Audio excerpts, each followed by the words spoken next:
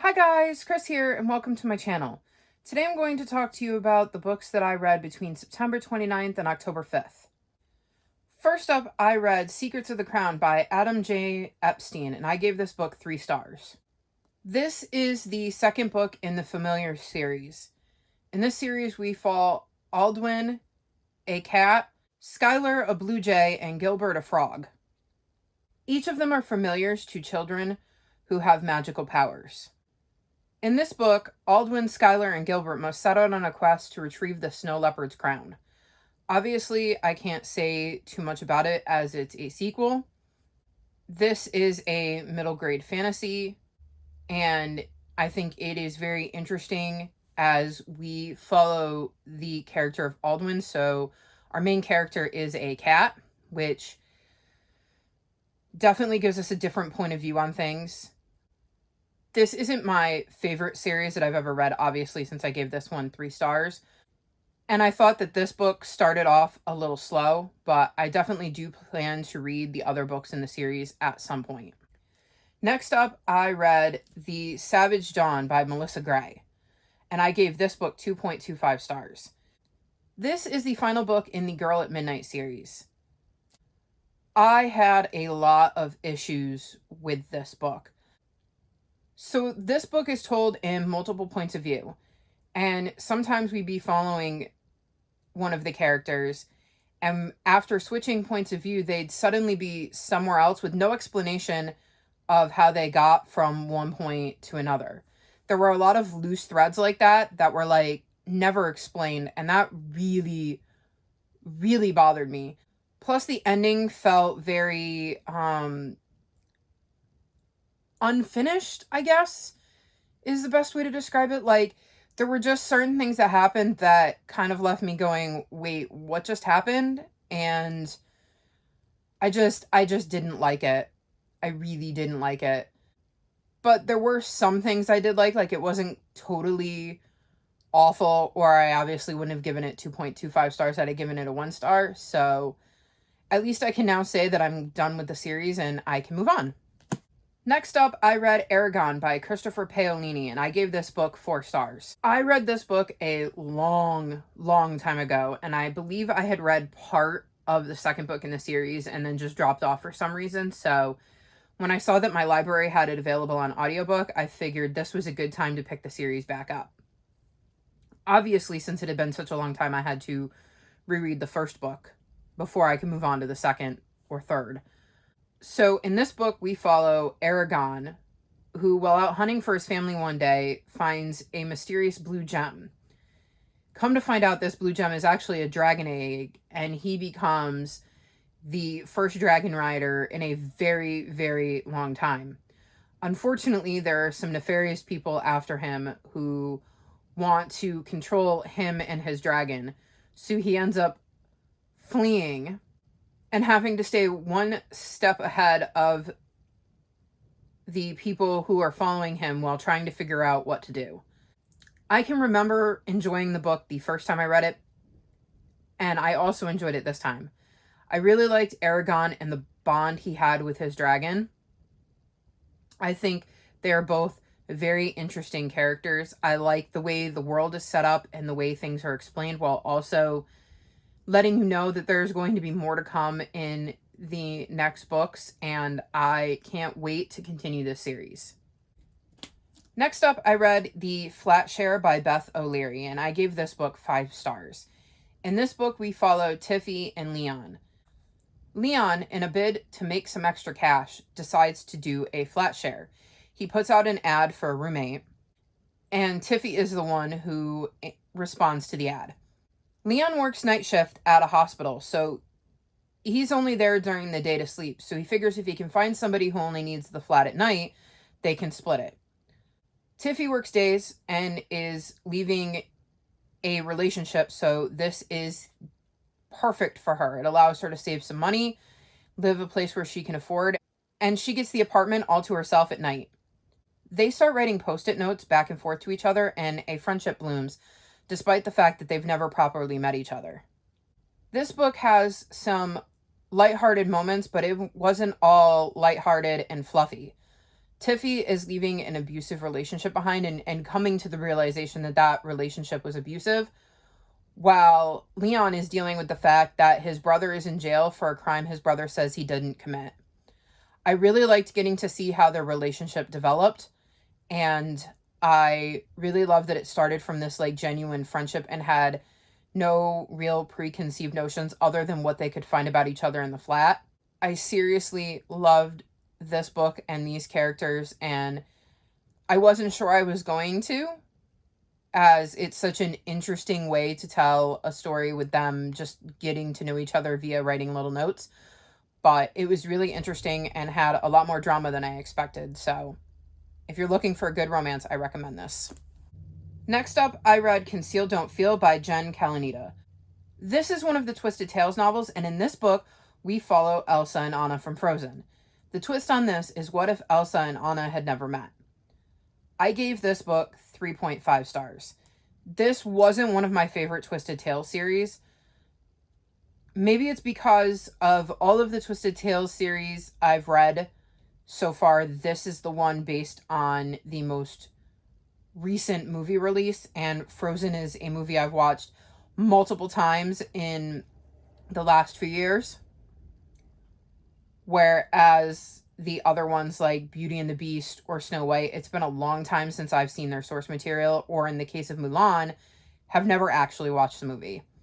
But I just felt like a lot of things were, I don't know, predictable or very similar in some cases to how the movie went.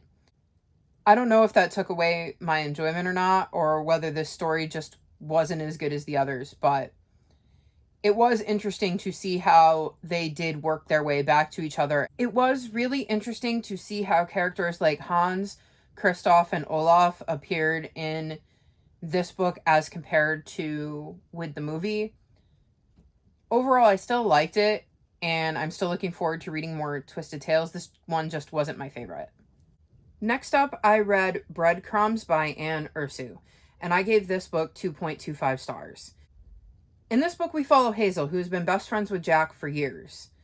Then one day, out of the blue, Jack stops talking to her. And while Hazel's mom tries to reassure her that this is completely normal and that sometimes boys just decide to stop being friends with girls because of their age, Hazel doesn't buy it. She knows Jack would never do this to her. And she's right. She ends up having to follow Jack into the woods where he's been taken by a mysterious woman. Only she has the ability to save him. However, these woods are treacherous and are filled with things that Hazel could not imagine.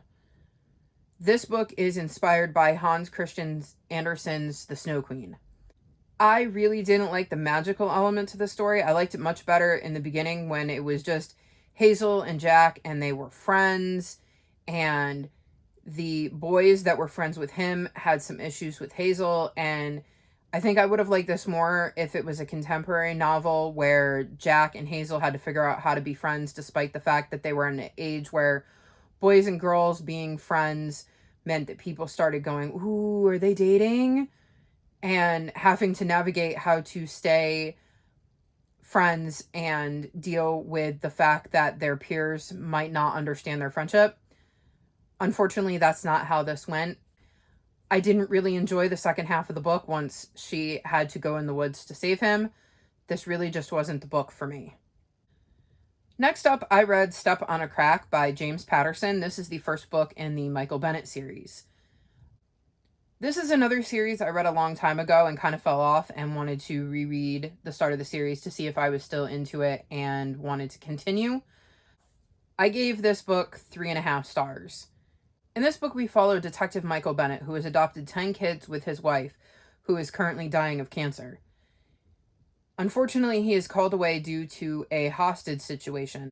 After the former First Lady has been murdered, a bunch of VIP hostages are taken at the former First Lady's funeral, and Michael is called in to deal with the negotiations.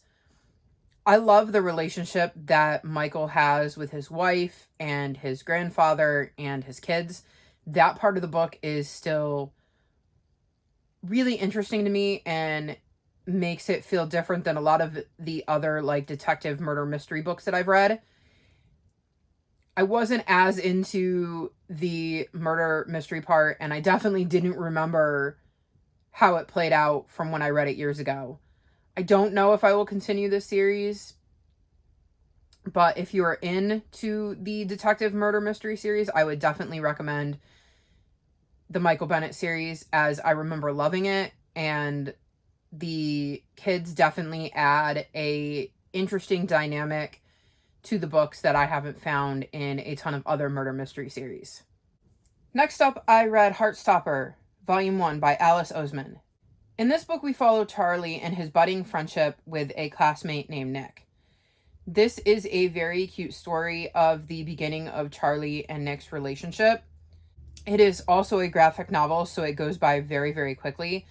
I really love getting to know Charlie and Nick and seeing how their friendship evolves and the potential for it maybe to be something more, as both Charlie and Nick struggle with their feelings for one another. I gave this book 5 stars and would highly recommend you check it out. Next up, I read The Mysterious Affair at Styles by Agatha Christie. This is the first book in the Hercule Poirot series. I gave this book 3.75 stars. In this book, Hercule Poirot is trying to find out how a woman was murdered despite it seeming that she was locked in her room. There are lots of twists and turns and interesting characters. I totally did not figure out who did it, which would be the second time an Agatha Christie book has done that to me. And as I've only read 2, that's a pretty good average for her. I thought this book started off a little slow, so I had to knock it down, and obviously it is a victim of the times with some of the way people are treated and represented, which bothered me and also knocked it down a bit. But I thought it was a really interesting mystery, and again, I love when mystery thriller type books can have me completely confused till the very end, and even then I didn't see who did it coming, but once it's explained, it's like, oh, I can't believe I didn't see that one coming. And last, I read Ghost at Work by Carolyn G Hart. In this book, we follow Bailey Ruth Rayburn. She goes and visits Heaven's Department for Good Intentions to see if she can be assigned someone she can help. She ends up getting sent to go help Kathleen, who's the pastor's wife, and a body has been found on the back porch. Unfortunately, somebody is setting Kathleen up, and she can't let anybody know the body was found here, so Bailey has to help her get out of this tricky situation. There are certain rules as to what Bailey is and is not allowed to do, but of course, Bailey ends up bending them, especially once she finds out that Kathleen is family. I gave this book 3.75 stars. I thought it was a good start to the series. This is another book that I have reread in the hopes of continuing the series, and I do plan on definitely continuing the series to see what kind of hijinks Bailey gets up to next. This book has a lot of humorous moments, and I really like getting to see Bailey trying to navigate what she can and cannot do as a ghost and how she can impact things in the real world. I love seeing the way that despite her best efforts, sometimes the way she goes about trying to help Kathleen can actually make things worse. And then she has to get out of those situations. I just really like these books, and I really like Bailey, and I look forward to seeing what adventure she gets up to next. So these are some of the books that I have read recently. What have you guys read recently? And if you've read any of these books, let me know in the comments below. Also, if you've made it to this point in the video, leave me some ghost emojis. I'll talk to you guys next time. Bye!